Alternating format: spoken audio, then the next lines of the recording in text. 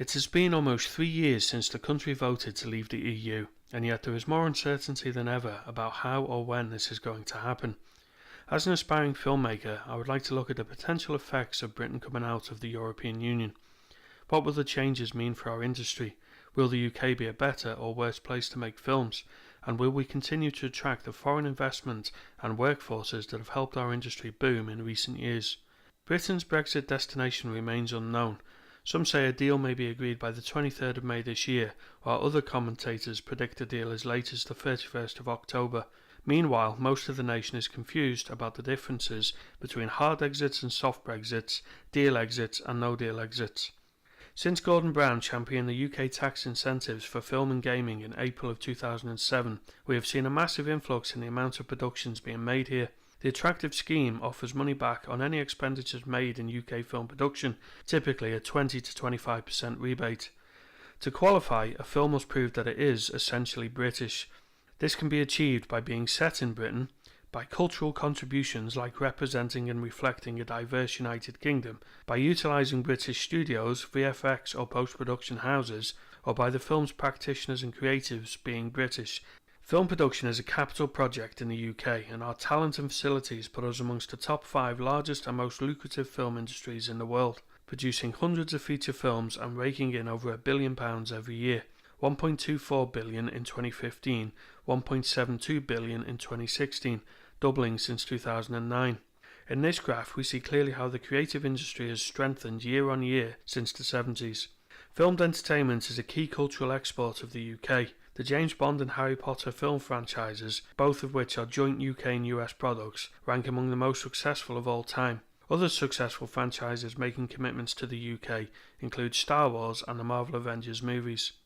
Worldwide, UK films generated 16.4% of global box office revenue in 2016, or roughly $6.5 billion in ticket sales. Revenues from feature films, TV, video on demand and theatrical film exhibition sectors are rising. Pinewood and Shepperton studios are fully booked, with new facilities being built to increase capacity. Such a massive movie market means jobs. In 2016, around 80,000 skilled individuals were working across our industry, 55,000 of whom worked in film and video production. This graph shows how each specific part of the UK film industry will be affected by Brexit. In no instance is the prediction positive. Here we see the opinion of film professionals separated by the budgets they typically work on regarding us leaving the EU, almost entirely anti-Brexit. I asked executive producer Alan Martin for his thoughts. Nobody really knows the effect of Brexit on the country. I think that post-Brexit, it'll be doom and gloom. And then 2 things will happen. One, people will get on. We've had things happen. EIS has just changed. It hasn't stopped the film business. I think people will just roll up their sleeves and they get on with it. And I do think there may be concessions. All the complications and trials and tribulations of making films outside of the European community could be visited upon us as producers, and that's what I sincerely hope doesn't happen. There are over 1 million occupations within the creative industries of the UK, and Brexit threatens many of them. Eric Fellner, the co-founder of Working Title Films, says we are very lucky in that we have had a really strong industry, but we rely on a lot of actors and a lot of talent coming in from all over the world. I still believe, he adds, for the interests of our industry, that remaining part of a strong union is the best thing for us both commercially and culturally. He goes on to say it seems a real shame to chuck all that away and have to go back to the days of trying to make it without external cultural or practical help. It seems ridiculous that we are inflicting a wound on this economic powerhouse, especially at a time when the UK creative industries are delivering a substantial part of our annual earnings. Actor Ralph Fiennes said while accepting a European Achievement Award that in England now there is only the noise of division, describing Brexit discourse as distressing and depressing. Our films routinely pull in talent and funding from across the continent, and herein, I think, lies Brexit's single biggest threat to the UK film industry: freedom of movement. According to estimates, around 40% of people working in our industry are non-British. After Brexit, many of these people will be unable to continue working here, and those who do will be constricted by limited visas. At the moment, it's all nice and easy. Us going there, bringing people in.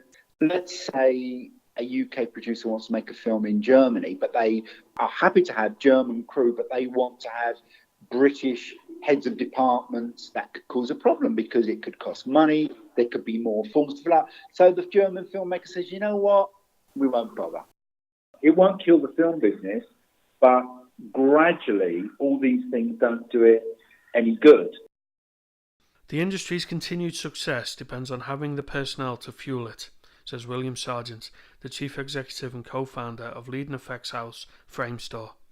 Britain's visual effects employers will have to pay an additional £1,500 or so per head for visas for its EU employees. Added to that, Sargent asks, what happens if there are not enough visas to go around? Revenues would be constrained, and instead of attracting the best people, London would lose them to potential rivals on the continent. The response from industry has been very much that we want to remain as close with Europe as possible. It's very clear that people are keen very much to preserve that relationship. None of us know exactly what the outcome is going to be, but all the right people are sitting around the right table at the table. They've come together very quickly, and we already have the formation of plans in place. According to a report detailing the opportunities and risks of the UK exiting the EU, published by the British Film Institute almost 2 years ago, with the end of free movement, the British film and TV industry could face a tremendous loss in talent and skills. The vast majority of producers do rely heavily on interaction with our European partners, and that's the area that is of key concern. Brexit will especially affect VFX and post-production sectors, as the current UK education system does not deliver the skills required for these industries. A key issue to consider here is the short-notice workforce. Many people in the creative sectors are employed temporarily with little or no prior notice. Many are EU nationals working as freelancers who, at the moment, can make their living hopping from one job to the next. This will no longer be possible once we leave the EU. The future of the British film industry depends entirely on the kind of deal Theresa May's government makes with the EU, in particular whether it will retain its membership of the EEA, which permits the free movement. Jeremy Thomas, a veteran British producer, says, "This is a sort of borderless business, thinking of the world as one place, and it's been particularly good in terms of co-production treaties to arrange funding and also getting a mixture of skills into films with free movement of talent and equipment." A key consideration in the speculation and debate are the UK's ties to EU bodies such as Creative Europe, the organisation supporting Europe's art and media sectors. This is the arm that allocates EU funds to support British movies, helps provide access to the EU for British-made movies and vice versa. The continued membership of Creative Europe is an absolute priority. We know that there are precedents for a country within Europe but not part of the EU to be part of the programme, for example Norway. So clearly this is something that through the circle of friends that we have in the industry from the screen sector and from TV, that we will be making that case very strongly to government on. In terms of public funding for UK film, some £582 million in 2016/17, mostly from tax relief. The EU proportion is relatively small, £3.6 million. The UK is also a member of the European Convention on Cinematographic Co-production, the ECCC, which encourages co-production within Europe. Each member country must allow entry and residence for technical and artistic personnel involved in the co-production, a commitment that would prove difficult to uphold if the UK opts out of the EEA and could result in the UK ceasing to be eligible in being a member of the convention. Quoted in The Guardian, Ziggy Kamasa, the chief executive of Lionsgate UK in Europe, stated that Brexit threatens the production of British films. No one knows yet whether British films will still be able to benefit from EU funding post-Brexit. For distributors, buying films is going to cost more money. They will buy less films and they will weigh up whether they're going to buy your film even more than they do now. The uncertainty is also on the side of the European filmmakers, because they are not sure whether they should or should not be making films with companies from the UK. If your film qualifies as European, in some territories, sales agent can get more money. If we are not European, that ability for a sales agent will go out of the window. It's just the uncertainty. What are we going to get? Nobody knows.